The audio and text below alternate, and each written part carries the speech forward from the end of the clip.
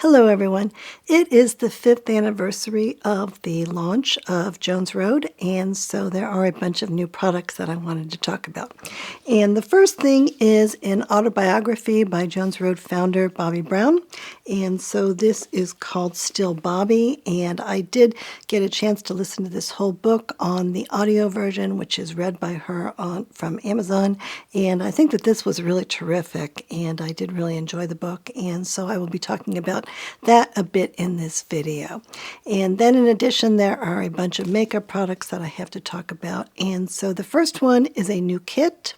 And so the kit is called the Bobbi Kit 5.0, and this does include several brand new products that Jones Road has never shared before. And so it comes in this little bag, and the bag says Happy 5 Years XX Bobbi on it. And so in this kit, there are 3 brand new to the world products. So the first one is an eyeshadow stick, and there are 2 different versions of this kit. One I think is for somewhat lighter skin, and then the other one is for darker skin. And so this particular eyeshadow stick that I have it in a kind of a medium neutral brown color, which is called Smokey Brown, and then there is a darker shade available in the other kit. And then second, there is a highlighter, and so the highlighter is called the Illuminator, and this is a cream highlighter that puts just a very, very mild shimmer on the face, and it is also moisturizing, and I do like this one quite a lot. And I have this in the shade Baby Pink, and then there is a darker shade available in that other kit also. And then there's also a new tinted lip balm formula, and so this is called the Lip, and it is in a shade that they are calling Bad Shade Teen, which is kind of a rosy brown type of a color, and I am really liking this one as well. And then there are 2 products that are available in new colors that are from existing formulas. So the first one is the Miracle Balm, and so I have a little mini Miracle Balm in this kit, and the shade that I have is Chic, and then the other shade in the other kit is called Cheeky. And I know that those have been available in the Miracle Balm palettes that are still on the market, but I don't think that they have been available before, or at least they are not currently available as regular Miracle Balms. And then finally, there is a new shade of their eye pencil, which is called the Best Pencil, and so this is called Espresso. And I have been trying out this kit for about a week now, I think, and I actually have really been liking it, and I feel like it's a very comfortable look for me. And I think that the idea with this kit is that Bobbi Brown herself likes to do her makeup really fast, and in a lot of cases she does do her makeup in the car, and I can see why all of these particular items would be good ones to put on really fast in the car, and so that is appealing for me when I'm in a hurry as well, especially. And so third, there is a new line of lipsticks and a new formula, and so this is called the Classic Lip, and there are 12 different shades of these. These are meant to match their lip pencils, and so I picked up 3 shades of these, and the shades that I picked up are, first of all, Nude Rose, and I picked up one that is called Rosewood, and then I picked up one that is called Wine. And so I will be discussing these shades and comparing them to other products from Jones Road that I have used in the past. And then finally, I'm going to be having a giveaway. And so in the giveaway, I have a bunch of different Jones Road makeup products and skincare products. And then I also will be giving away a hardcover copy of this book. And so if I've calculated it correctly, the total value is $464, and so I am hoping that someone that either really likes Jones Road and Bobbi Brown already that will win it, or that someone that is interested in this brand and would like to try it out. And so first, a little bit of information about me. I'm 61 years old, and I have dry and very sensitive skin, and I've never had any kind of cosmetic procedures like injections or surgery or even lasers. And so when I use makeup and skincare products, I am hoping that they can help me to look a little bit fresher and a little bit happier and healthier without causing any kind of irritation to my skin, and also without causing my wrinkles or other issues on my face to look worse than they already do. And one thing that I have found is that there are certain ingredients that always do irritate my very sensitive skin, and I know that these same ingredients tend to be very irritating for many other people as well, and so I just don't talk about products with those ingredients on this channel. And so I first discovered Jones Road right after they opened about 5 years ago. So it was during the pandemic, and so I got a subscription to the Masterclass program, and Bobbi Brown had a Masterclass makeup tutorial on there. And so I got kind of interested in her because I liked her approach to makeup, and I wondered what she was doing, and then I realized that she had just launched this little company. And so I have been using their products for quite a while, and I think that more than really anyone else that is out there or any company that's out there, I think that this company and Bobbi Brown herself have really been the most influential to me with regard to my attitude towards using makeup and what kind of makeup looks I think look appealing on me. And that is not necessarily the kinds of looks that always other people are doing on YouTube, but I do think that even though it can be really subtle makeup, and even though I think in a lot of cases people, including my husband, don't even know that I'm wearing any makeup, I do think that they make a big difference in terms of how I look. And so I've never actually met anyone from Jones Road, and I'm not sponsored by them, and I don't have any particular knowledge about them, but I do really like their products, and I have spent an awfully lot of my own money on their products over the past 5 years. And very recently they did start to send me a few items in PR, and so I am really grateful for that, but I would be buying these products anyway because I do really like this brand.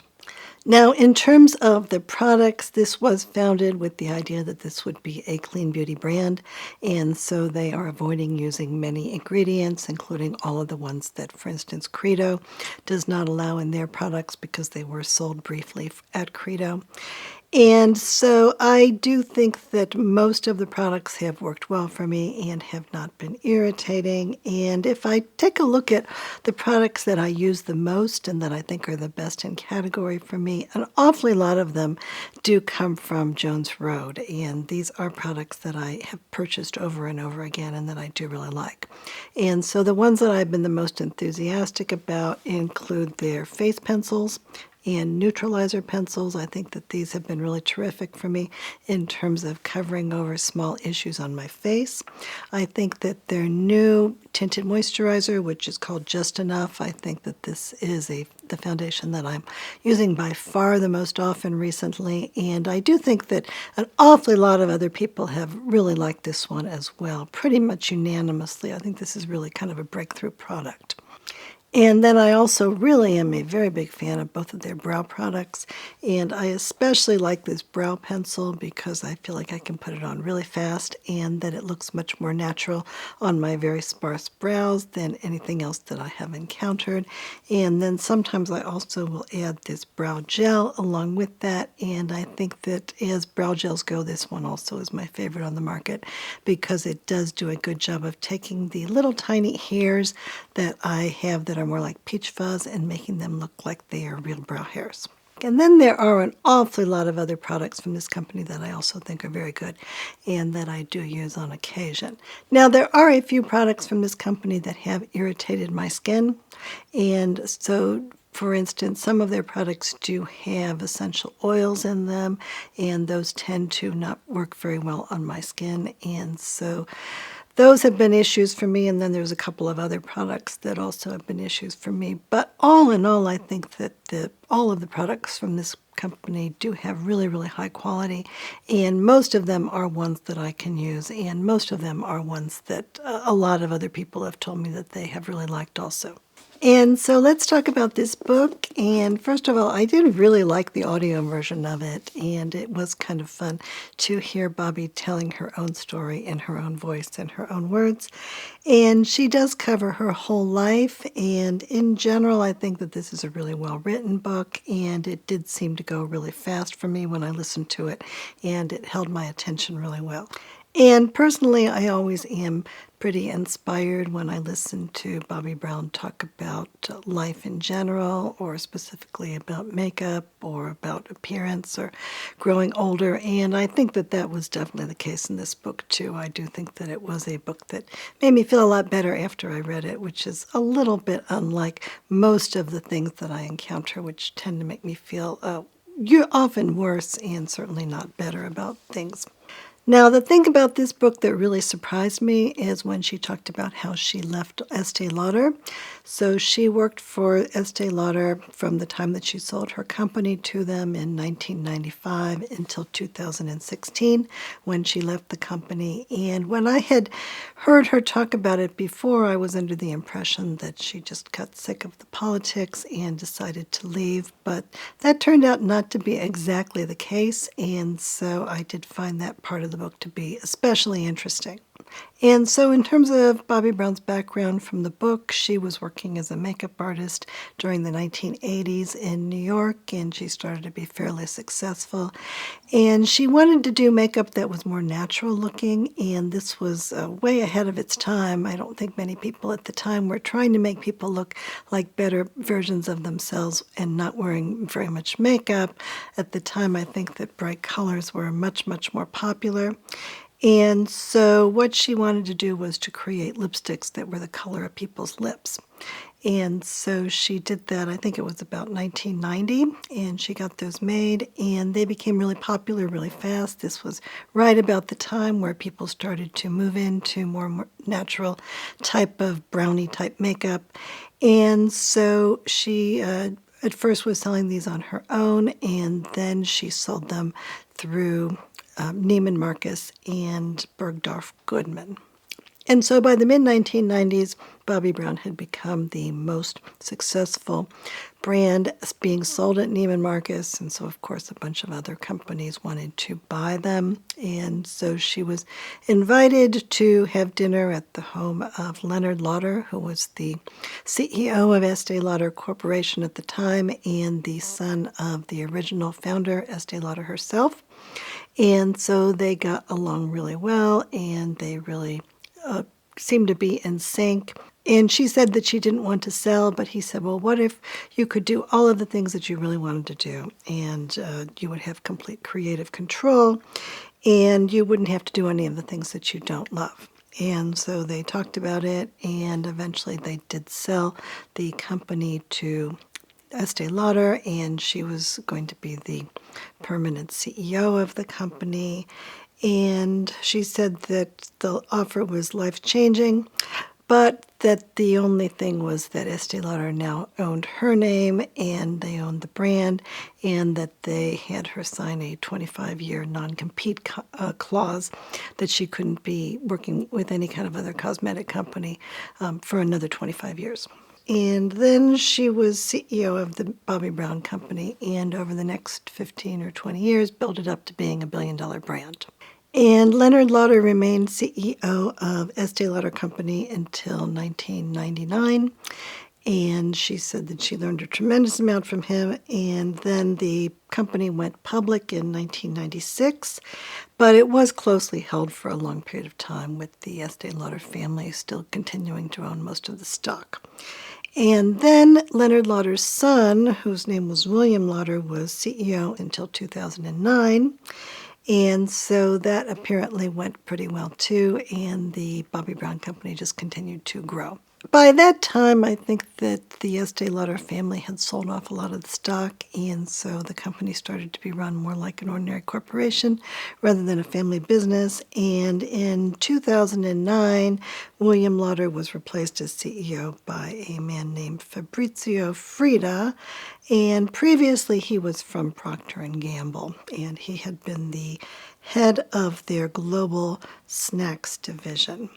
And so it sounds like for a few years he kind of left the Bobbi Brown brand alone, but especially as changes occurred in what was going on in the makeup market, he wanted to put a lot more pressure on the Bobbi Brown Company to start to do things a bit differently, and also I think to make sure that it was operating really, really profitably. And by that time, Bobbi Brown was kind of a personality, so she was on the Today Show every month as their makeup editor, and she had written several best-selling books, and she had really touted the idea of looking like yourself and of pursuing a makeup look that was more natural and that wasn't really overdone. And by the mid-2010s, by 2015 or so, the trend in makeup, especially when we were talking about YouTube, was to go the other way, where people were doing really, really heavy makeup and really contoured makeup, and where everything was looking much more artificial, or what was sort of called snatched at the time. And from the things that are in the book, it also sounds like this new CEO really wanted to be not leaving money on the table and to be making sure that they were taking advantage of all of the opportunities to make money, even if they were not so much in accordance with what Bobbi Brown's vision for the Bobbi Brown Company was. And so some of the examples that she gave, first of all, she said that the corporation wanted skin whitening as cream to sell in Asia, and she objected to the idea that women should be buying things to make their skin look more white, and that Asian women are beautiful the way that they are.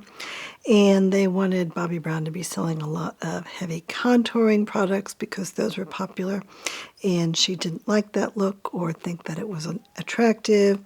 And she wrote a book that was called Pretty Powerful, and the head of the company said that women didn't want to be pretty and that they wanted to be beautiful, and she said she disagreed with that, and then people said that they were like shocked that she would disagree with the CEO.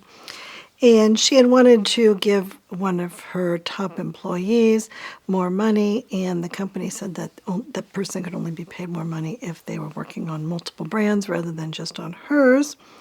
And she wanted to share photos on the company Instagram page of her eating salad or walking her dogs, and they did not think that that was appropriate, and they wanted all the Instagram pictures to be like collaborations with influencers that were planned out way in advance. And they wanted her to go to an influencer event where all of the people that were there were like YouTube people that were wearing really heavy makeup with contour, and she said that she didn't think that that was an appropriate event to be promoting her brand at. And then they said, well, couldn't you just do a hologram like we're doing with Tupac? And she didn't want to do that either. And they wanted to run a really highly retouched and picture of a model demonstrating the products with white, pasty skin and purple lipstick grimacing at the camera, and she didn't think that her target audience would find that to be appealing. And she said that she was really frustrated because there were other companies out there like Glossier that were doing the same kinds of things that she had done and that she wanted to keep doing, and that they were being really successful, and that the Estee Lauder Corporation people had a totally different plan for the brand. And then eventually she said that she felt like things were problematic enough that she wanted to make some changes, and she put together a detailed plan and said that she wanted to hire a president for the company from outside, and they said that they would work on that. And then they put it all aside for a number of weeks, and then they, according to her, fired her instead. And so she said she was called into a meeting, and they told her that they were canceling your work contract and taking you out of day-to-day operations, and that they had a different opportunity for her. And then she said, I don't have to listen to you because you guys are firing me, and I'm not interested in these other opportunities. And she left the company. And then on the elevator, on the way down, they turned off her corporate email and her Instagram account access. And so a few days later, her husband talked to the corporation, and they explained what their offer was, which is that they wanted her to be the spokesperson for the company, but not be involved in the operations at all. That would be in exchange for just as much money as she was making before, or probably more, and that she also would need to sign a non-disparagement agreement in order to continue. And so she said, well, I'm not going to do that. And her husband said, this is an awfully lot of money. And she said, I'm just not going to do this. This is not something I'm willing to do. And she said that one big motivator for her is that she felt that it was wrong for them to trot her out and to tell people what a great place Estee Lauder was to work, and to pay her a lot of money to do that, and to get other companies to agree to sell their companies to Estee Lauder, because she said that it was such a great company. And so after that, they canceled all of her stock options, and her husband said, we don't really have any choice but to sue. He actually is a lawyer. And so they did reinstate them the next day, but still she was particularly angry about that. And then they also told all of the people that were working for the company that if they had any contact with her at all, that they would all be fired. Or at least this is what she says happened. And so eventually she decided that she didn't really want to retire and not do anything, and that unfortunately she had 3 years left before she could do anything with any kind of cosmetics products. But instead she worked on becoming a health coach, and she launched a health brand that was sold through Walmart called Evolution 18, and she and her husband opened a hotel that was like a nice boutique hotel in New Jersey, and so they worked on decorating the hotel, and she started to make her own more clean type makeup products for her own use, and then she would share that with her friends. And so eventually, after a couple years went by and her non-compete was going to be running out at the end of 2020, she did decide to start a new makeup brand. And so she had a bunch of products, and they were working on the company under her husband's name. And so it was called Just Steven. And then eventually the people from Estee Lauder did get wind of this, and they called to try to arbitrate because of the non-compete agreement. And he said, we're not doing anything that's in violation of the agreement. And then the next day they gave up.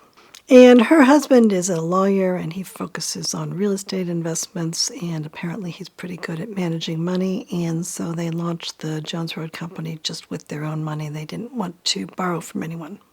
And so she launched the company in October of 2020, and they seem to have been doing really, really well. I do think that they have a really good core of customers that really do like the products, and that many of those are women who are over 40 or even over 50, and that those tend to be the people that are in their Facebook group, which has well over 50,000 people at this point. And then they also have been successful with a younger demographic on TikTok. And so her son joined the company and has been heading up the internet marketing type things. And so they've been actually a lot more successful than most brands on TikTok, it seems. And then in 2023, after Jones Road was already really well established, she reached out to Leonard Lauder, who was having his 90th birthday, and just wished him happy birthday. And then they had a 3-hour lunch. And at that lunch, he said that he was sorry that he was not able to take care of her and her brand. And she said, oh, it worked out fine.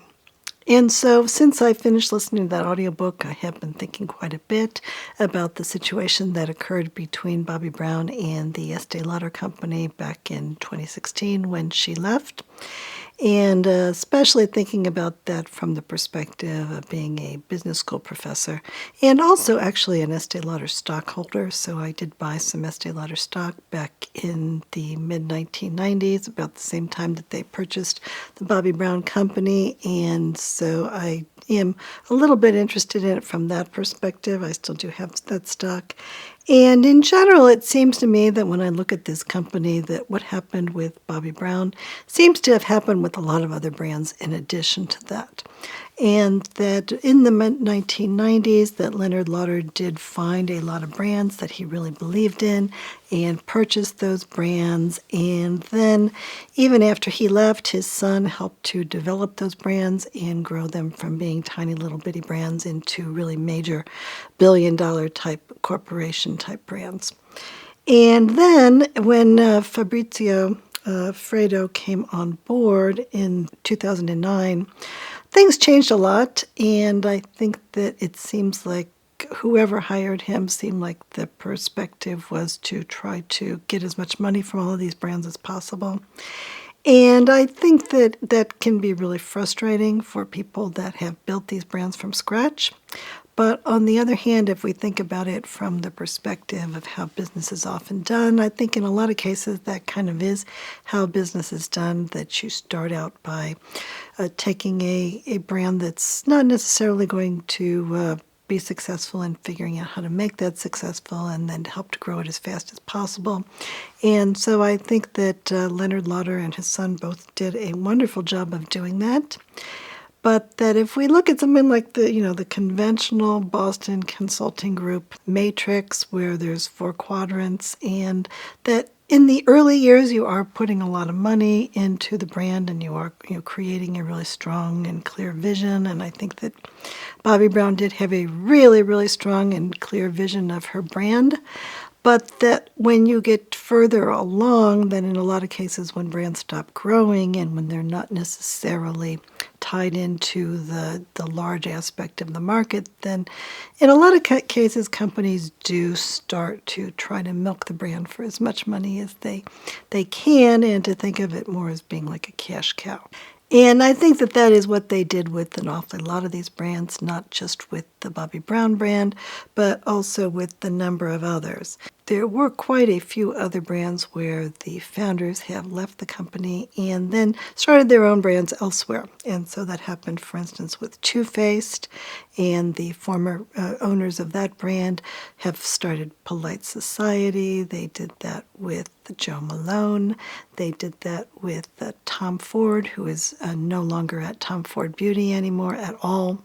But if we think about this Boston Consulting Group theory, and I think that there's still some merit to that, I think that their whole concept is that if you're going to be a successful company and to continue to grow and to thrive, what you are doing is taking the cash that you are making from the cash cows and that you are reinvesting that into what they call the question mark brands and the stars. And I'm not sure at all that Estee Lauder did that throughout the 2010s and early 2020s. I think that more what they did is to milk the brands that they had and that already had been established and to make a lot of money from them. But I don't feel like they were doing a lot of investments, even in buying new brands, and I certainly don't think that they were trying to launch new brands to begin with. And so I think that that could be why they are in such trouble now, because if I look at most of the brands that Estee Lauder owns, they tend to be brands that were really popular 15 years ago and that slowly over time have really fallen out of favor. And it's not just that the old CEOs are all gone and running their companies other places, it's also that the brands are very stagnant. And certainly if I look on the Bobbi Brown site in particular, because that is one of the brands that I'm more interested in, I do feel like that's almost like a ghost town and that there are some products on there that are interesting to me and that I do think are good products that were released 20 or 15 years ago that Bobbi Brown herself did work on, but that since then they really haven't launched anything that really makes me want to buy anything from that company at all. And I think that the ironic thing is that if they had really supported some of these people that started their brands and that the brands grew up really big, if they had supported them with new endeavors like the ones that these people managed to pull together on their own with their own money, then maybe they could have really had a really big hit. And I think that people that do build companies, that they tend to have a particular skill set in building big companies, and running big monolithic corporations may be less enjoyable for them. And so I kind of, when I look at this, I'm like, well, why didn't they just offer her to start her own small company and say, well, we want to, this company is in 1 million markets all over the world, and most of those are not necessarily following your vision for what makeup should be. But there is a market for that, and let's see if we can build that with maybe a separate, smaller company and maybe have it be like Glossier. Maybe sell it through Aveda, which at the time was selling really bad makeup, but did have little stores that they could have put it in. So I think that the thing that really concerns me with regard to how corporations run their businesses is that they tend to be very eager or certainly they really don't care very much in terms of just throwing people away. And if people are not necessarily falling easily into what the company management thinks that they want, then they're like, oh, well, we don't need those people anyway, get rid of them. And I think that's really kind of problematic. And I think that maybe a lot of CEOs do not have those skill sets to sit down with people and figure out what kinds of things might make them happy and what they might enjoy doing. And maybe that actually would be a good job for companies to try to create, is sort of talent maximization, to figure out who the people in your company are that are talented, that are not necessarily being used appropriately, or who are not necessarily happy, and to figure out how you can use them in order to be more successful in terms of the long term. But I think that this person that was running Estee Lauder for 15 years really was not very interested in the long term, and was really interested in just creating a lot of cash flow and making the stock price temporarily go up, even though that was kind of short-lived. So I'm not sure how this new CEO is going to be doing. Supposedly he is more customer-centric. I'm not sure what that is defined as. And it still very well may be well past time for me to sell the Estee Lauder stock. And so in general, though, I do think that this book was a really fun read, and I did feel really good sort of about the world and about the potential for things to be better in the world after reading this book. And so I would recommend this one, and I especially do recommend the audio version. I did enjoy that a lot. And so now let's talk about the new Bobbi 5.0 kit. But first I will just talk a little bit about the other kits that they have, because I do think that the kits are one way that you can get some good products from Jones Road at a somewhat reduced price. Now, Jones Road almost never offers any real sales on their products, but you can get somewhat of a discount with regard to these kits. And so the first one is the 101 set, which is $105.40, and that one includes 2 face pencils, a mascara, and a Miracle Balm. And then there's a somewhat similar kit that is called the Complexion set, and that one is $73.50, and that one includes 1 face pencil and 1 neutralizer pencil, and that is similar, but it has a color corrector type of an element, so it's more peach or more pink. And then it has a mini What the Foundation in it, and then it has a mini eye cream. And I think that the eye cream really works really well under the face pencils, and that these face pencils are a little on the dry side, but that if you use their particular eye cream underneath it, that is a very nice product. And then it has this zipper bag that has all the pictures of the different shades of face pencil that they offer, and I really like those little zipper bags. And so I would love to have that one. That one looks really cute. And I think that for people that are starting out with this brand, unless they're sure that they can't tolerate the essential oils in the What the Foundation, I think that that would be a really, really good kit. And then they have a hero kit that is more like color cosmetics.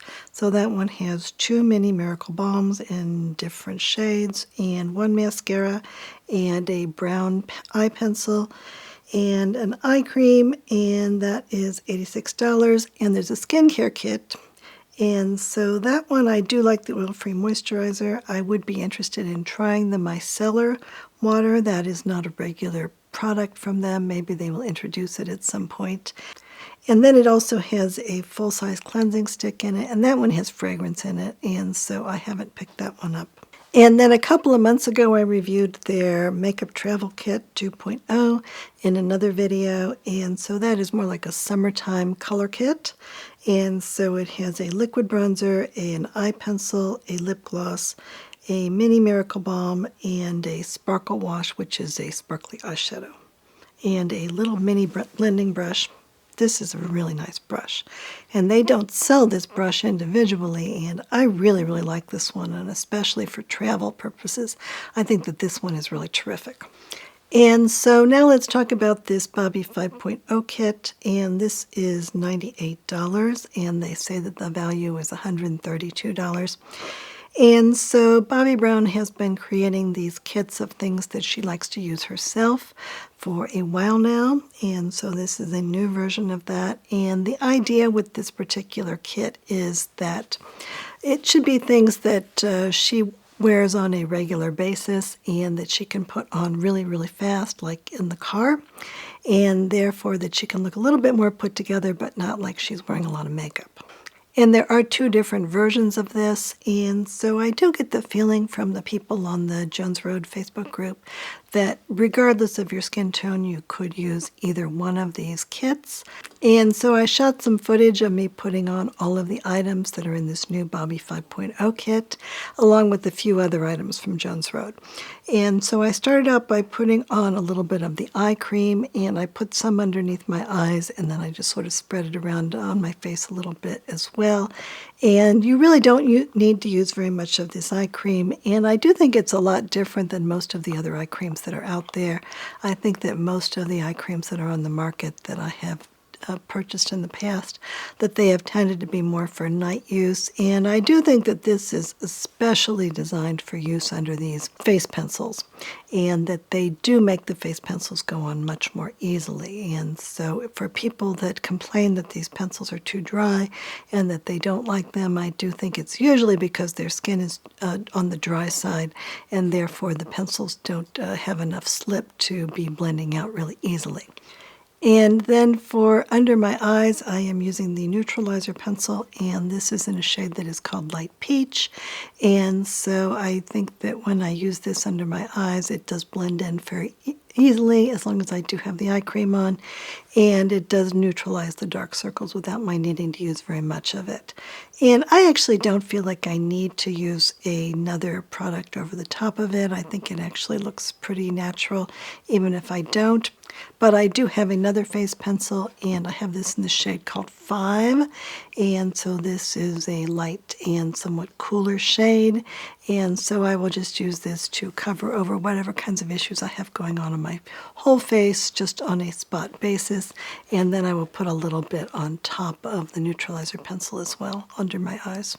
And then I'm putting on a little bit of the brow pencil, and this is in the shade Ash, and so this is more of a neutral brown or a cool brown. And I like this pencil because it has little fibers in it, and so when I just put it on my brows really fast, it goes on really easily, and it does make me look like I have natural brows. And what I do think is the case is that if you don't have any eyebrows at all, that this would probably be the only product that would work really, really well for you. Because I do feel like even if I put it on areas of my brows that really don't have hairs, that it still looks pretty good. And then the next product is the Best Pencil. And you know, these Best Pencils, they used to have cottonseed oil in them, and the cottonseed oil tends to be contaminated with agricultural chemicals like glyphosate. And so I did feel like the pencils, any kind of pencil that has cottonseed oil in it, is irritating, and that was the case for the old pencils. But in this particular pencil that's in this kit, and then also the pencil that was in the makeup travel kit that I got a couple of months ago. Both of those have pencils that don't have any cottonseed oil in them, so I'm very proud of them to have focused on that and removed the cottonseed oil, and these have not been irritating for me at all. And so this is a color that is called Espresso. And then they also have a dark brown color, and the brown color I think is supposed to be not quite as black as this one, and it's supposed to have a little bit of a gold shimmer in it, but I don't see that at all in the brown pencil that I have. And so I do think that this is kind of a brown-black pencil, but I definitely don't think it's too black for me. I think it does look really nice on my eyes, and this does go on really easily. This is a pencil that needs a sharpener, but I think it's sharpened pretty well for me, and the pencils that I have used, they have held up quite well. And I think that because this is dark, it does make it a little bit easier for me to skip mascara. Now, I don't think that Bobbi Brown would be advising you to skip mascara. She likes mascara on everyone, and she likes it to be really black. And I don't necessarily like mascara that much, and so I kind of feel like this is a nice shade for me, that it kind of is a replacement for using mascara if I am not in the mood to use it. And then the Miracle Balm that is in this kit, there is Chic, and that is described as being a cool, dusty mauve, and that is what I have for fair to medium dark skin. Or Cheeky, which is described as being a plummy berry for medium to deep skin tones. I bet you could wear that cheeky shade even if you have really light skin, though. These Miracle Balms are so sheer that they do give you a lot more flexibility. And so these two shades, they are available in some of the Miracle Balm palettes that Jones Road also still has on their website. And so the one that I have here, this one is called Chic. And so it has 3 different shades in it. It has 2 different blush type shades, and then it has one that's like a highlighter. And the one that is Chic, I guess it is the one in the middle. And so there's also 3 other versions of this little kit with these 3 different shades in it. So if you're looking to just try the Miracle Balms to see if you like them, or if you're looking for something that you can use for travel purposes, I think this could be a nice little kit, but you don't get a whole lot of the product in here. And I would have thought that Cool Dusty Mauve would not be providing enough of a blush, but I actually do feel when I have worn this on its own and not put any other blush on it, it does look like I have kind of a healthy glow rather than needing to wear more blush. And then this Illuminator, I actually really, really like this one. And so this does not have any scent in it at all. And I think that this formula is quite lovely. It just is very sheer and kind of slippy. So it's really different than the Miracle Balm, which is really thick and which has those scents in it. And I think that when I put this on, it just does provide a very mild amount of shimmer that I think is sort of a nice finisher, a nice closer for my makeup. And if I compare it to other products that are on the market, I think that the ones that it's most similar to are the one from Sarah Creel. This was launched just a few months ago. That one does have some peptides in it, but it's also more expensive. And so that one may have some skincare benefits that are a little bit more on the anti-aging side. And I think it's a little bit like the highlighters from Ilia, and then it's also a little bit like the super loaded tinted highlighters from Westman Atelier, the ones that are in the pans rather than squeezy liquid versions. And I think that all of those have been really nice products for me, and I think that this one has been really nice also.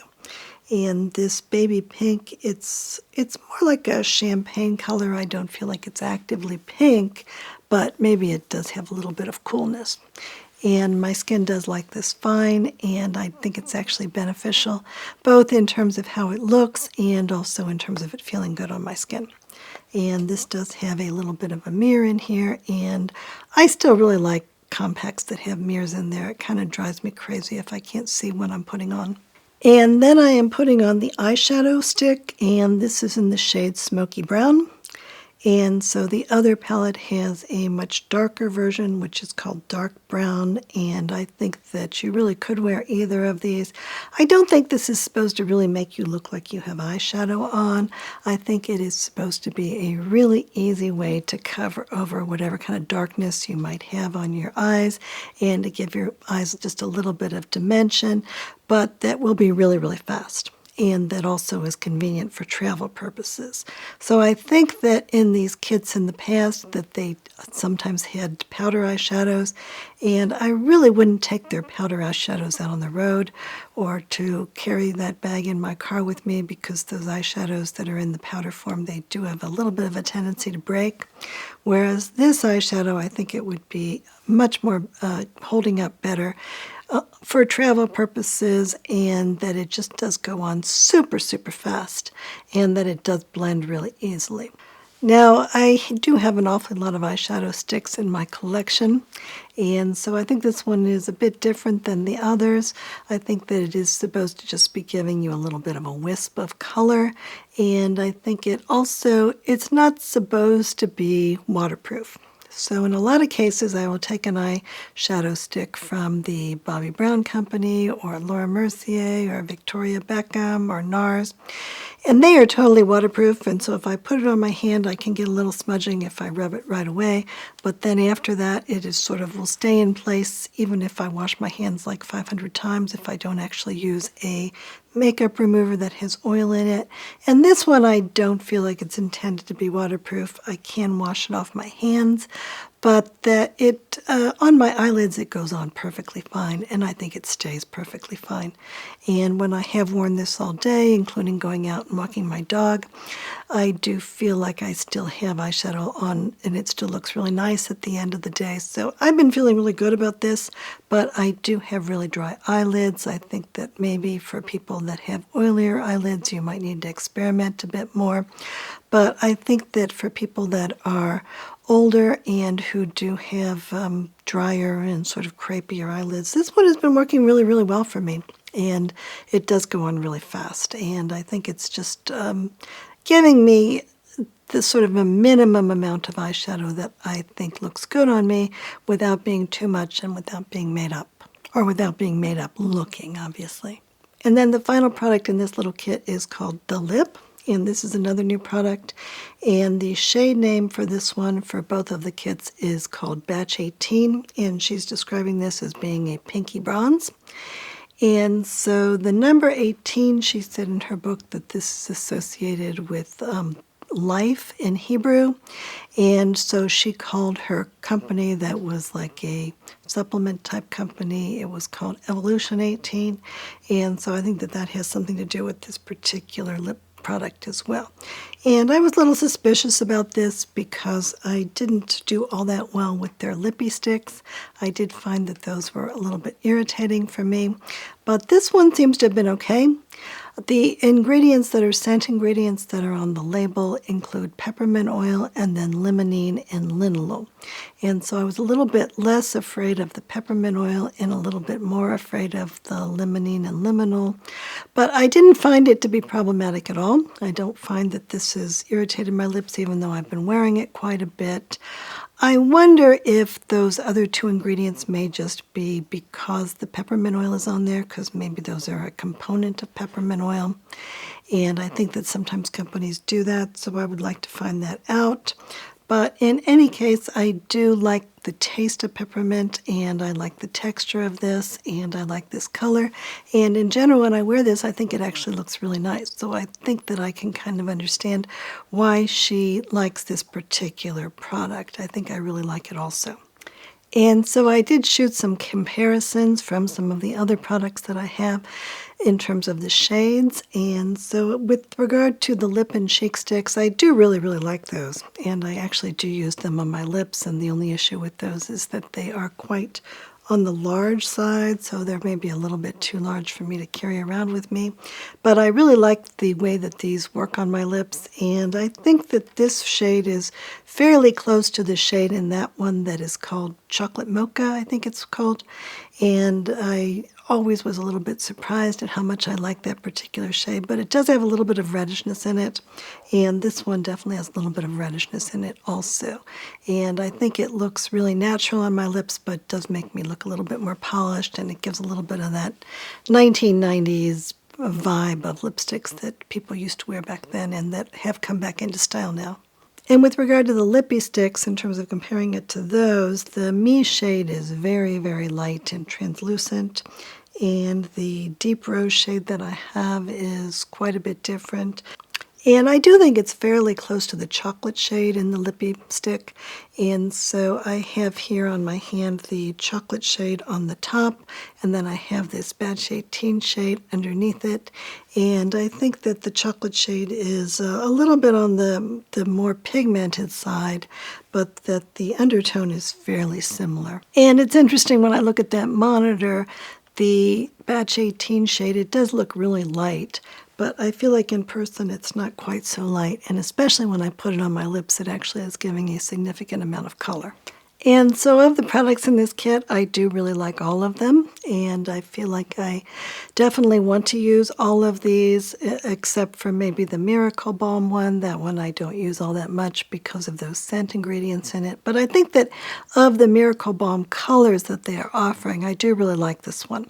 I think that my favorite shade is the Pinky Bronze one that they offer. That one I really, really like quite a lot. And I also like that Miami Beach shade. I have used that one quite a bit, but this one I think is quite lovely also. I would highly recommend this one as a shade to just give yourself a little bit of a pick-me-up without looking like you're wearing a lot of obvious blush. And so now let's talk about the new classic lipsticks. And so these are $30, and these are a replacement for their old lip tints, and so these have been entirely removed from the website, and so they are no longer available. And these new lipsticks are designed to be lightweight and richly pigmented, they say, and they are said to have a satin finish. And there are 12 shades that are available, and the shades are exactly the same ones that are available in the lip pencils. And so most of these are more neutral shades that are supposed to be the color of someone's lips, and they might not be the same color as your lips, but they are designed to look natural. And so there are some that are a little bit more on the brown side. There's some that's more on the reddish brown side, but they are supposed to be quite natural looking. And then there are a couple of shades that are supposed to be bright colors. So there is one that's a bright pink, which is called Tulip. There's one that's a bright orange.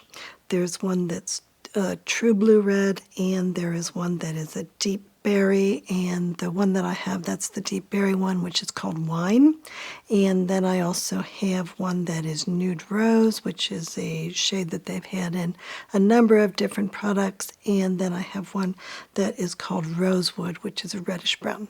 And what they say is that conventional lipsticks can feel dry and dense, and the classic lipstick offers a new take with a creamy formula that glides on effortlessly without creasing or feathering, and a modern satin finish, and they say that no lip prep is needed.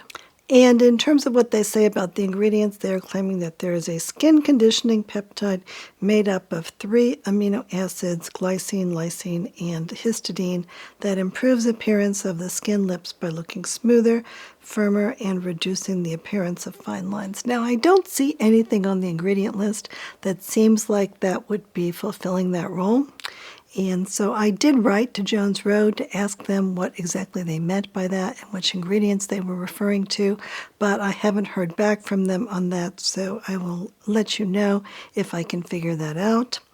And then in addition, on the ingredient list, I see caprylic capric triglyceride, which is a derivative of coconut oil probably, and shea butter, and some natural vitamin E. I don't see any ingredients that I think are likely to go rancid, and so that part is good. Most of these tend to be processed oils and processed waxes that I think should hold up pretty well, and so that is one positive thing. Now, if we go back and look at the old lip tints, one thing that I will say is that at one point I did start to wonder about the idea of plastics or silicones in lipsticks, because most of the lipstick formulas that I do like do have those in them. And last Halloween, Vic Casale, who is from Ma Beauty, said that he thought that the scariest ingredient in all of the makeup products that are out there was when people put plastics in them. And my feeling is that especially if people are putting plastics in lipsticks, then you are going to be ingesting those plastics. And so that could be problematic based on what we know about things like microplastics. And so therefore that it might be better to avoid those kinds of ingredients. So in terms of plastics, the main plastics that we see on ingredient lists tend to be polyethylene and nylon, and so those may be especially good to avoid. In addition to that, a lot of lipsticks do have silicones in them, and a lot of lipsticks do have polybutene, which is another related compound. And I don't know if there is a lot of research done on how bad it is to ingest silicones or polybutene. I think that Putting those ingredients on the surface of your skin seems to be widely assumed to be reasonably safe, but when we put them in lipsticks and you might be ingesting some of them, then that could be a different story, and we don't really know. And although people often evaluate the safety of lipsticks, assuming that you're not going to be consuming it, other people are saying that over the course of a lifetime that a woman may be ingesting a couple of pounds of lipstick, so that would be quite a bit. And although most companies, including EWG, haven't really focused on the idea of these plastics and lipsticks, after Vic Casale said that, I went back and I looked at all of my favorite lipsticks to see which ones of them had these plastics or silicones or polybutene in them. And most of the lipsticks that I have liked do have those ingredients in them. And there were a few products, though, that didn't have any of those, and one of them actually did end up being these Jones Road lip tints. So therefore, even though Jones Road had never really made a big deal about the fact that they were lacking these plastics or brought it up at all, I suspect that that is why they formulated them the way that they did to begin with, because Bobbi Brown has this health coaching background now, and she is concerned about general health concerns with regard to makeup in general. Of the other lipsticks that I use all the time that don't have any of those three ingredients in them, the first one I was really surprised is this new one from Chic, which is called the Lip Creme, and that one is quite expensive, but they do say that there is a clean standard that Chic now has with some of their lip products, and that their other lipsticks do have some silicones in them or polyethylene, but that this one is not supposed to have any of those type ingredients, and so now I'm a lot more interested in that lipstick. It is quite expensive, but probably I'll pick up a couple more of those during the Black Friday sale, just because I did really like that formula, and because I think that having lipsticks that I can wear without worrying about this stuff is a little bit interesting to me. And then other lipsticks besides the Jones Road discontinued lip tints that don't have any of those ingredients include the ones from Cheekbone, which I've talked about, the Kosas lipsticks and their wet sticks, the Lisa Eldridge Balm Embrace lipsticks, but her other ones do have polyethylene in them, and the Ma Beauty lipsticks, and the Ritual de Fille lipsticks, and both of the lipsticks from RMS, both the Legendary Serum lipsticks and the Daily Lip Balms, and maybe their other one, which has mostly been phased out, and the Westman Atelier lip suedes, which I didn't really like the formula for those, and I really hated the smell and taste of those. But in terms of the other ones, I do use both of those RMS ones a lot, and I do use the Chantecaille one now that I have decided that I like that one. A lot of these others do have some kind of a fragrance ingredient in them that I'm not as crazy about. Now, in terms of the lip tints, I actually did like these in terms of how they felt on my lips, and I did think that the colors were pretty in a lot of cases. But I do feel like, especially when we got into the darker shades, that they did tend to be kind of on the smeary side, and they didn't really last that long on my lips. And so when I would put them on, they would disappear quite quickly. And I think that especially since Jones Road has a core target audience of people that are getting a bit older, I think when you do get older that the lipsticks tend to be even less likely to stay inside of what's called the vermilion border, and so therefore that was kind of a downside with regard to the lipsticks. And even though I think that they were selling a fair number of those, I think that there was a sense that they could be better, and so that's why they decided to redo them. And so with regard to the new classic lipsticks, they did decide to put polybutene in them, and so that is one thing that does make them different, and I think that that is making them behave a bit better, and that is allowing them to take care of some of those problems that the lip tints did have, and so these do seem to be staying on my lips much, much better. They are lasting longer. If I put them on, I can still not worry about them sort of having disappeared right away, and I do feel like they are staying on my lipsticks within the border a lot better, even if I'm not wearing lip pencil. And so I can see why they did that, and though I do think that there may be some people that may be concerned about the polybutene, but that is nonetheless one of the ingredients that if you're going to try to create a lipstick that's a little bit better behaving, that one may be the one that is a little bit less concerning, certainly than the polyethylene or nylon would be. And so personally, I feel good about using these lipsticks in terms of how they feel and how they taste, and they haven't been irritating at all to me. There is not any kind of a scent ingredient in this, and I'm not smelling anything at all with regard to these. They really just taste and feel like really nothing, and so that is appealing. And so I do think that these go on the lips really easily, and that they're a little bit on the sticky side, which is part of why they last pretty well. I think that compared to some of the other lipsticks that are out there, these are not as creamy feeling. They almost feel like they have a bit of a translucent base, and that when I put them on my lips, it's almost like I can see a little bit of my natural lip color through them, which is fine with me. But I think it's a little bit different than of a kind of a formula than we would have with something like the NARS explicit lipsticks, which are much creamier and sort of cushier, and that have a formula that I think is less see-through. And while I wouldn't want to put this on without any kind of mirror at all, I think that it does go on really, really easily, and that it's not a lipstick that you're going to mess up as much. I did get some on my teeth in some of the video footage, but in general, I think that this is a really, really well-behaved formula, and certainly much better behaved than the lip tints were, but really better behaved than a lot of the lipsticks that are on the market.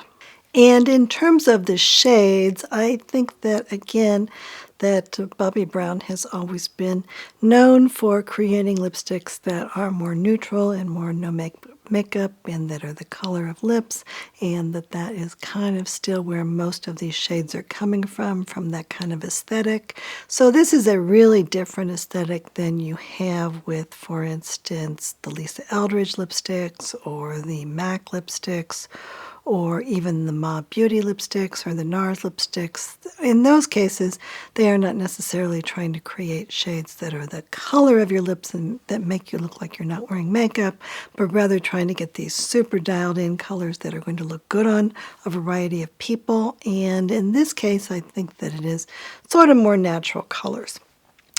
So let's look first at the Nude Rose, and this was one of the original lip tint shades, and then they also have the lip pencil in this. And I think that this version compared to the lip tint version, that this one is just a little bit softer. It doesn't have as much shine, and I think the color is a bit softer. And in the photo, it looks like it's a different color than the lip pencil that is also in Nude Rose, but I think in real life they looked more similar. So although I think that the pictures that I'm getting are fairly close, that in some cases they are just a little bit off depending on the finish, apparently. And then I also swatched an old version of lip tint that is called Pink Rose, and that one leaned much more towards being like a purplish type of a color. And I do feel really comfortable with this particular shade. I think that's the one that I'm wearing today, and I do think it just gives a little bit of color to my lips and makes me look a little bit fresher without actually looking like I am obviously made up. And so that is a shade that I've worn quite a bit in the lip tint, and that I think that I will continue to wear in this product as well. And so in the video footage, I did show the lipstick on its own, and then I showed the lipstick with the lip pencil put on first, and then I showed the lip tint version so that you can get a comparison. And then the next lipstick that I have is in the shade Rosewood, and this is described as a warm brown. So I would say it's sort of terracotta-ish. It has some pink in it and some red, and it's brown, and it's sort of a medium version. And I think it's pretty muted looking, and so they're calling it medium reddish brown. And I think this is a good fall color for me especially, so I do tend to wear lipsticks like this, and I'm fairly happy with this particular version of them. And in terms of lip liners, I don't have a Rosewood one, but I do have Cognac, and I really think that Cognac is just a darker version of this Rosewood color. And I wasn't sure if there were any lip tint shades that were closer. I had almost all of the lip tint shades, but not quite all of them. And the one that I did have that I thought that was closest was the Cocoa Rose one. I do think that that one is quite close. It was obviously a bit more shiny, but in terms of the undertone, I think that it's quite similar. And you can also see the shade that is called Mocha Rose Shimmer, and that one is definitely more brown, and it did have a little bit of a frost to it.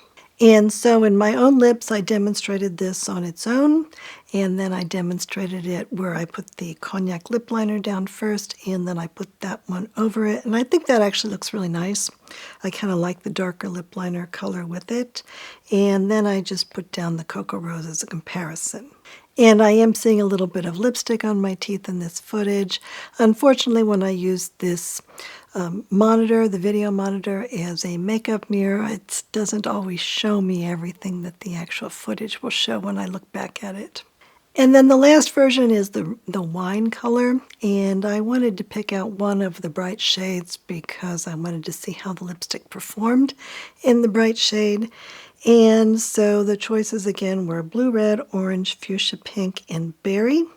And I don't know that this berry color is a shade that I would wear every day, but I do feel like when we get into winter and I am wearing clothes that are more like on the magenta side, that I do think a lipstick, as long as it's sort of the right color and not super bright, can coordinate well with what I'm wearing. And so I do think I might get some use out of this, especially during the holiday season and the snowy season.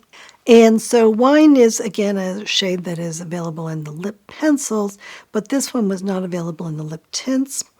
And so I did have several other shades that did lean kind of on the pinkish side. I had Merlot, Pretty, Black Cherry, and Pink Rose. And I don't feel like it's necessarily all that close to any of those. I think in terms of the undertone, it may be closest to the Pink Rose. But I do think it's darker than the Pink Rose and that it's leaning more into being a maroon or a burgundy type color. And so in terms of the Jones Road lip pencils, I don't have any that really lean into this wine color. And so I just put on a neutral one, and that one is called Nudist. And so I tried the lipstick on its own, and then I put it over that Nudist lip liner. And then I tried on a couple of the lip tints in the shades Merlot and Black Cherry. And I think that those are quite different colors than this wine color.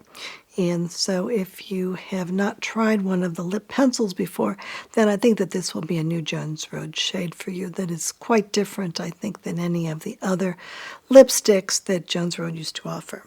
And I do like the wine shade on me, and I do think I like it an awful lot better than either the Merlot or the Black Cherry in terms of how it looks on me, in terms of the color. And then, of course, I do think that in terms of wearability, it's going to wear a lot better because it will stay on my lips better. And so now let's talk about this giveaway.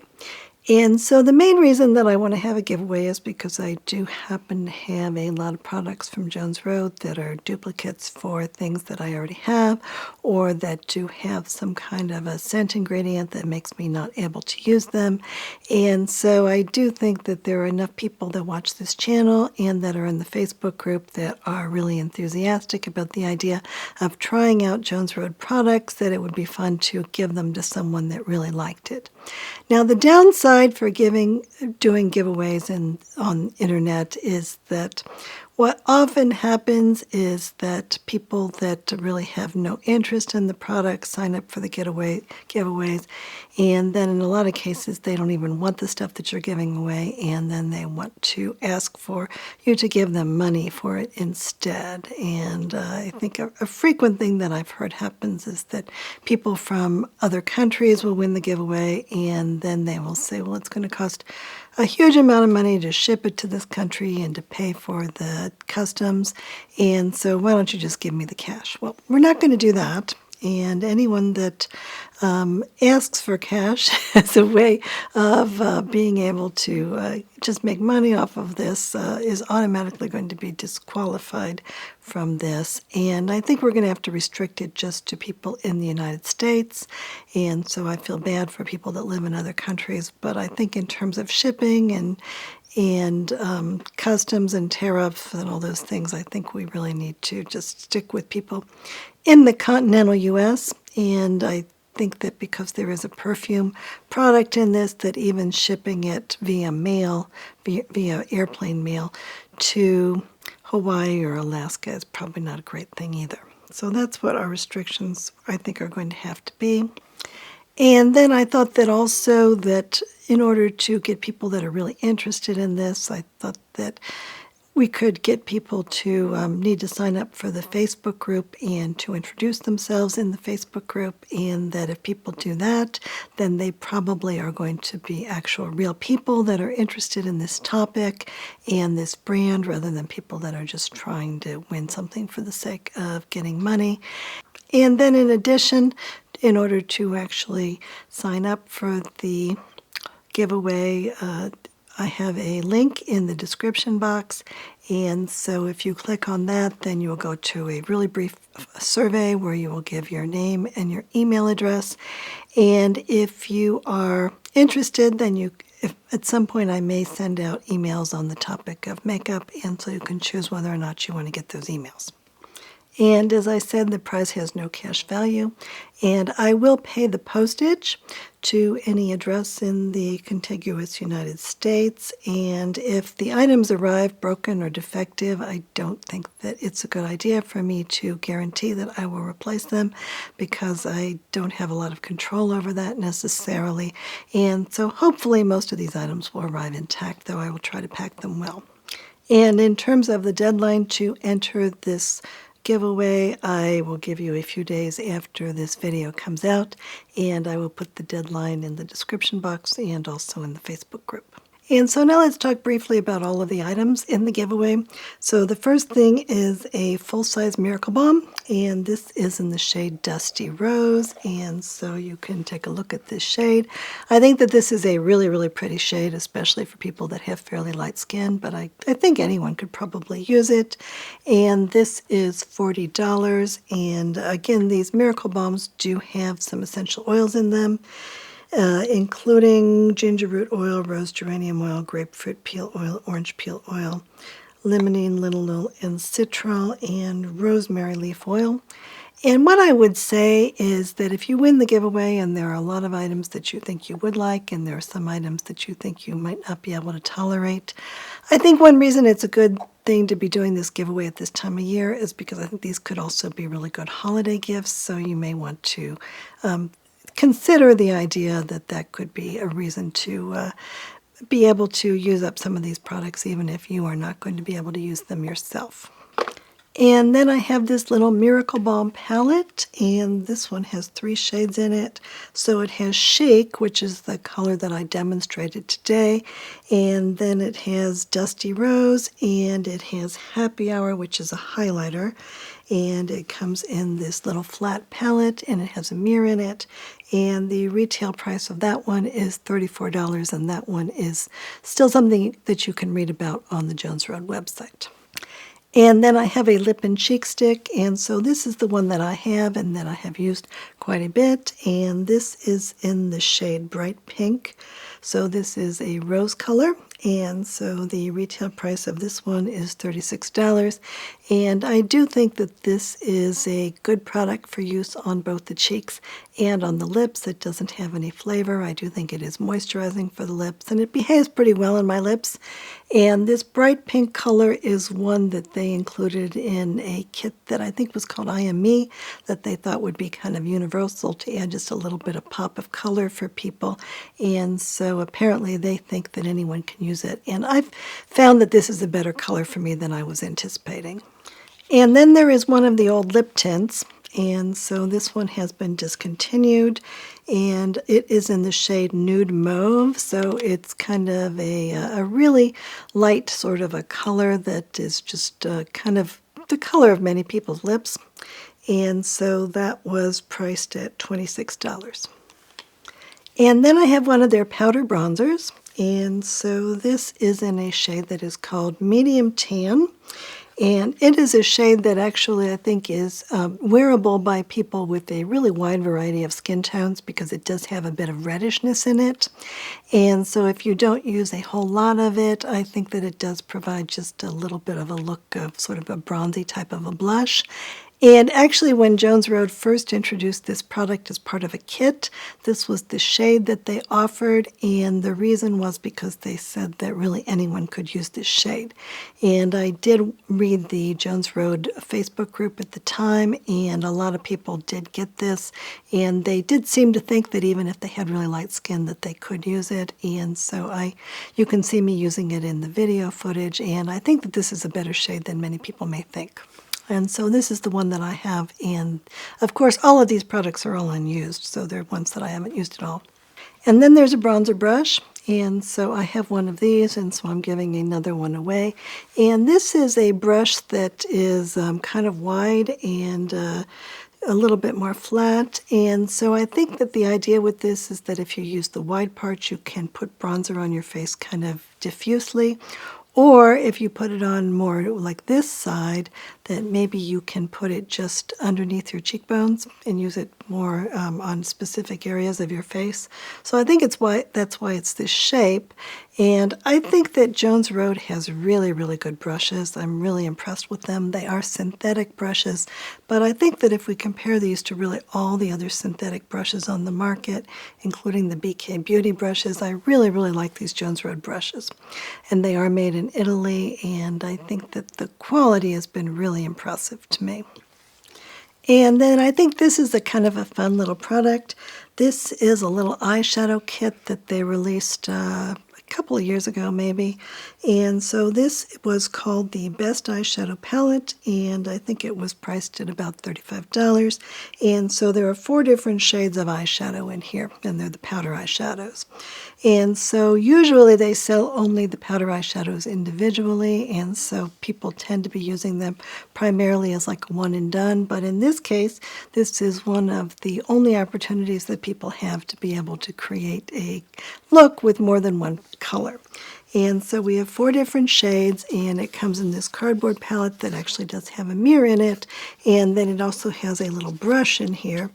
And the brush is one that I think it's specifically designed so that you can use it to apply the eyeshadow, but that it also has enough of a fluffiness to it that you may be able to blend it out as well. So I think it's kind of a nice little brush.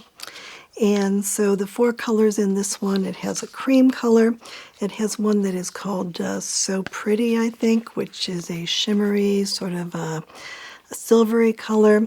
It has one that is smoky gray, and it has one that is dark brown.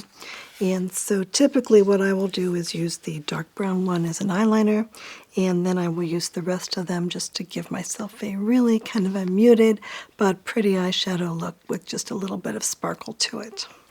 And so I do really wish that they would create a special eyeshadow palette maybe every year and maybe have a different selection of colors every year. I think that that would be a fun thing.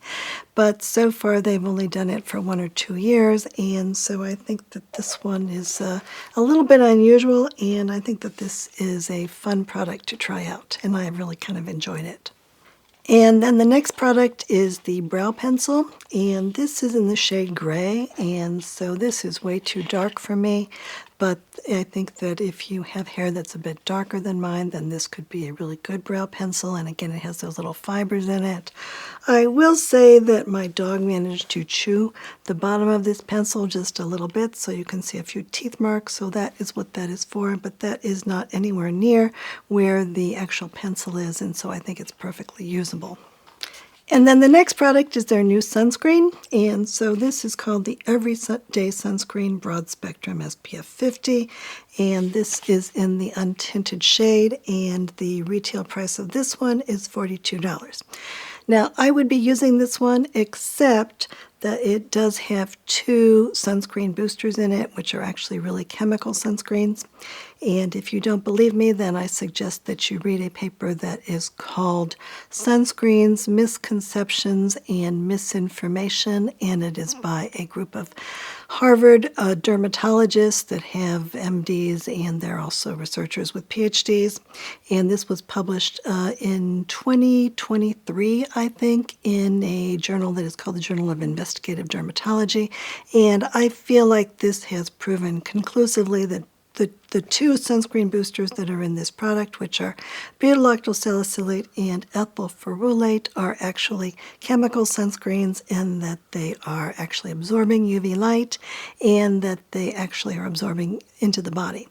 So for me, I am a little bit concerned about that with regard to theoretical concerns, but more so both of those sunscreens just do irritate my skin, and so I cannot use them. And I've done a number of videos on this topic where I've suggested other products, and so I've heard very good things about the performance of this sunscreen, but personally I just cannot use it because it is very irritating for me. But if you can use chemical sunscreens, or if you know people that can use them, I do have every belief that this is a perfectly good sunscreen, and that many, many people do think that this one is really terrific. I also have a cleanser, and this is also brand new from Jones Road, and this is called the Soft Skin Cream Cleanser, and it comes in a large toothpaste type tube. And so in terms of all of the ingredients in this, I think that they actually look like they are things that I could tolerate, except that this does have unspecified fragrance in it. And so therefore I've just made a decision that I'm not going to use any fragrance ingredients on my skin, even if they're natural. And in this case, I'm not sure what kind of a fragrance ingredient it is, and I haven't actually opened this one, so I'm not sure what it smells like, but I see no particular reason why I should open this if I am almost certain it's going to be irritating for me and that other people might be able to use it. And this is supposed to cost $30. But I do think if it didn't have that fragrance in it, that this would be a product that I think might be actually really good for me, and that based on the ingredients, I think that it might be a perfectly nice cleanser for me, so hopefully someone else can get some good use out of it. And then the next product is a shower gel, and so this also is brand new. And this is priced at $36, and this does have their shower fragrance in it. And so this is a citrus type of a clean fragrance, and I do feel like the fragrances from Jones Road, both the shower one and the Brooklyn one, which is new, I think that both of those don't smell terribly bad to me. They are not things that I would personally use, because I do really only like natural fragrances, and I really only like a couple of them. But I think that if other people are wearing this fragrance, it's not something that I would find objectionable. I think it's a lot better than a lot of the fragrances on the market. And I do think that it's using a lot of natural fragrances, essential oils and things in it. So it reminds me a lot of the Jo Malone type fragrances, for instance. So those do include a lot of natural ingredients in them, but then they also almost all have a little bit of synthetic fragrance in them also. And of course, Bobbi Brown is sort of a friend of Jo Malone's, it seems, based on what she said in the book. And so I think that it does not surprise me that that is the kind of fragrance that she is doing, and I think a lot of people would really like it. And so that is in this shower gel. So for me, I wouldn't use this because it has fragrance in it, and also it does have a surfactant in it that's called cocamidopropyl betaine, and that is something that does always irritate my face when I use it on my face. And in general, I just don't use shower gels.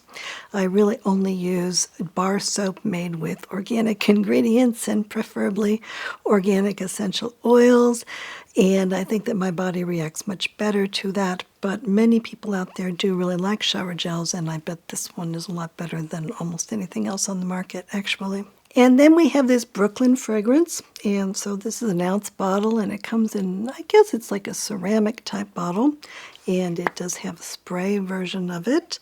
And what she says about the Brooklyn fragrance, she says that it is everything I love about the borough. It's cool without trying, sophisticated without being stuffy, and completely authentic. It's the fragrance equivalent of your favorite lived-in jeans or the perfect white shirt. It just works no matter what. XX Bobbi. And it is supposed to be a clean scent with notes of lemon, neroli, and sandalwood. And I do see a lot of essential oils on the ingredient list, but then it also has unspecified fragrance. And again, I do think it has some kind of a synthetic fragrance in it, but I do think it's a cleaner type of synthetic fragrance, and I personally don't want to wear it myself, but if other people are wearing it, I think that it would be okay with me, and it does seem to be having some potential for both men and women, and so that is another thing about it that may give you more flexibility in terms of people using it. And then, as I say, we'll be giving away this book. And so this has a $29 retail value. And then I thought I would just throw in this new makeup bag that came with the Bobbi 5.0 kit. And so it is a cute little bag. It is. It looks like a paper lunch bag, but it's actually durable. And I have a whole bunch of these. I have like maybe 6 of them from different kits that I have purchased or gotten from them in the past, and so I think it might be more fun for someone else to enjoy this rather than for me to have still another one in my collection. So thank you very much for watching all the way to the end of the video. And if you have any comments about the experience that Bobbi Brown had in terms of Estee Lauder, I would be interested in hearing what you think of that. And also, if you've tried any products from Jones Road, then I certainly would always like to hear what your experiences with those have been. In addition, if you haven't subscribed to the channel, then I hope you will go ahead and do that. And if you like the video, then clicking like will possibly help the algorithm to show the video to more people. And certainly, I hope that you will join our Facebook group because I have really been enjoying getting to know people there. And Coco and I do love you very much. And so thank you very much for watching the video. I hope you're having a good fall. Goodbye.